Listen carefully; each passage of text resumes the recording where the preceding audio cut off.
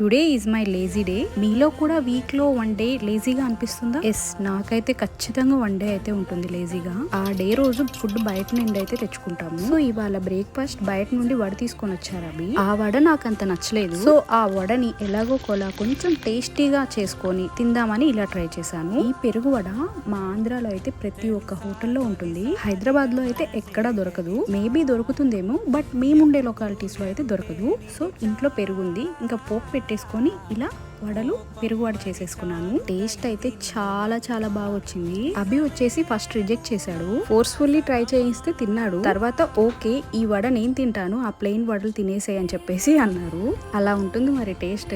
ఈ సమ్మర్ లో ఇదొక బెస్ట్ ఆప్షన్ అని నేను చెప్తాను. ఎందుకంటే ఈ సమ్మర్ లో మన బాడీ ఓవర్ హీట్ అవుతుంది. సో ఏదో ఒకటి ఇలా చలువ చేసే ఐటమ్ అయితే తిని బ్యాలెన్స్ చేసుకోవాలన్నమాట హీట్. నచ్చితే మీరు కూడా తప్పకుండా ట్రై చేయండి, చాలా బాగుంటుంది టేస్ట్. సబ్స్క్రైబ్.